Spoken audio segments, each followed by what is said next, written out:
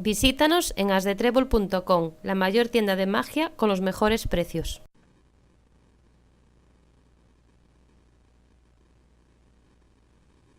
Well, let me show you a routine that I've really enjoyed performing for the past several years. I haven't explained it anywhere.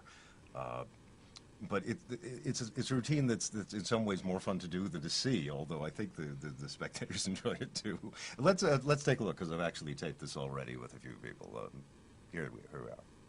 I'm here with four nice people. That's Diana and Jean and Tom and Brandon. And I'm hoping, since I did not prepare anything, that one of you has a pack of playing cards, because I know... Oh, yes, I do. Good. Thank goodness. Now, honest to goodness, I have not touched this deck before. You have And not? the proof of that is that this says it's a pinochle deck. Is But it it's not. It is a Oh, pinochle okay. box and a regular All right, deck. because you just scared me. Yes. 'Cause these look to be normal cards, Tom. What kind of a magician are you? As close to normal as I can have. But, you know, ordinarily in a card trick, the issue of the suits and stuff gets important, because usually what happens is someone picks a card and then they lose it, and then they find it again, which sort of seems to me too many steps. But in this particular case, we're only interested for the time being in the cards as physical implements, okay? And in fact, we will only use a few, just so that there's no confusion whatsoever. So 1, 2, 3, 4 cards. That's all we need. Tom, put the rest away. This will be plenty for me. I want to make this very clear, because I know that some of you have studied that sleight of hand stuff. So when I go like this and say, look, only 4 cards, you start thinking of Spain. See, mentalism and card magic do mix. But no, really, touch the edges of the cards and make sure that there are exactly 4. It's important that we know that. They're your cards, so you ought to know as much. Yeah? Okay. Just 4 cards, and as I say, we're interested at the moment, we're not interested in the faces or the values, we're interested in the counting implements. Jean, I see you have pockets, but they have flaps. Now, that means they could be pretend faux pockets, you know, just the flaps to look good, or they could be, are they button pockets or snap pockets, or, oh, Velcro! Velcro. Very modern. This is space age. All right, good. Jean, let me do this, if I may. I'm going to place the 4 cards into your pocket. Okay. All right, and then we'll Velcro it shut. How's that? That's good. All right. So Jean, you have how many cards in your pocket? 4. Okay. Without caring about the identities of the cards, I will ask you simply to name any number up to 4. And make sure it's a free choice and I didn't steer you in some way. Go ahead. What number? 2. Now, are you sure about that? Positive. And the reason I ask is I happen to know that you're staying in one of the motels near the L&L studios. Yeah. And I know that motel.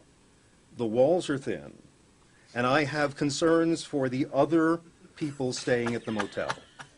Because later tonight, you are going to be sitting up in bed. And while the people in the other rooms are trying to sleep on either side, you're going to be saying, God damn it! If I'd only chosen 4! The psychological force was 3! I would have nailed him on that because he was trying to avoid the psychological choice. If I'd gone for 1, he would have been toast. Do you want to stay with 2? After consideration, yes. All right. I tried to help. Now, what did I say at the outset? I said that for the time being, we didn't care about the faces of the cards, the values. That didn't matter at first. Right. It does now. Because in my pocket, I have something of yours. Actually, it's something of Tom's, something that you've only borrowed. Okay. Would you reach in and in the most decorous way possible take out what's in my pocket there? It is the 2 of hearts. You're holding the ace, the 3, and the 4. Take them out and show them. Well, indeed. Oh Ace, 3, and the 4. Wow. Boy, am I glad I'm not staying at your motel.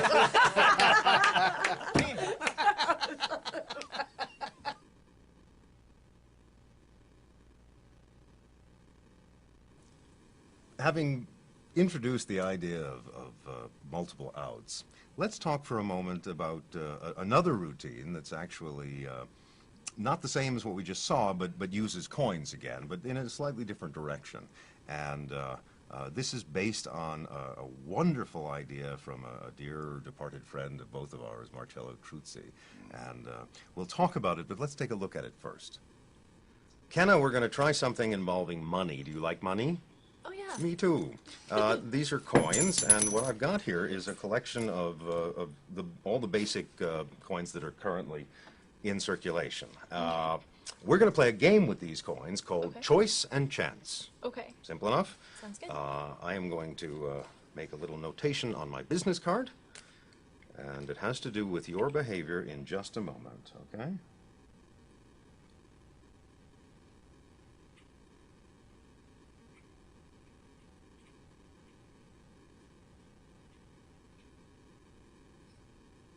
No, you're not watching. Nope. You're not I can't. peeking. Mm-mm. Okay. I have written what I think is going to happen. Okay. Remember, choice and chance. Mm-hmm. You must choose one coin. And I'll tell you right now, whichever coin you choose, and you'll point to it, that is the one we'll use. Simple enough? Mm-hmm. Point to a coin now. The $50. Mm-hmm. Now, did it feel fair? Yeah. Yes. That felt like a real choice? I mean, I just dumped the coins out. I didn't arrange them in any Right. particular pattern. You picked the $50. You chose the $50. I can't be more fair than that. Yes? Yes. Now, what's the name of the game? Choice and chance. Choice and chance. So I need to now, having handled the choice part, we need to go to the chance part. Okay. So here's where.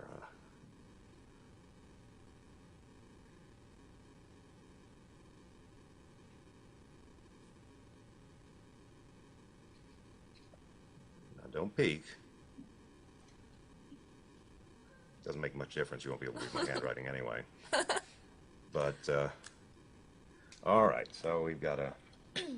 Now, to do this by chance, we'll play a game of heads and tails. Okay. And that'll allow us to eliminate all but one of the coins. So do you, in terms of this game of elimination, do you prefer heads or tails?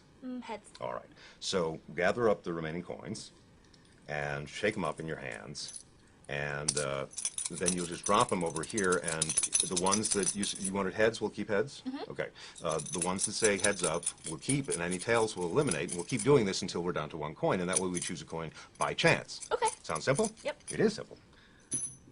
Let's see. The penny is tail down, and the So is dime. the dime. So we managed to get rid of 2 coins. Pick up the remaining 3. Same thing. Just. And oh, we got rid of the nickel. Okay, Yep. we're down to 2 coins. That giant Big one. dollar and Huh? no, both heads. Okay, this could take all night, but that's all right. Okay. I got nothing to do.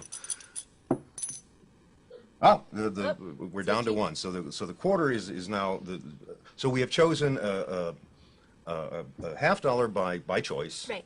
and a quarter by chance. Okay. Would you agree that every step of the way this has been fair and according to things out of my control? Yes. All right, good, because you picked the $50, Uh-huh. and I wrote what? Read out loud. I'll choose the $50. I know. And then for the chance result, we got the Quarter. quarter, and I Right. wrote. I'll take a chance on the quarter. Well, Wow, you played okay. that perfectly. Thank you. Oh, jeez. That's what I was going to say.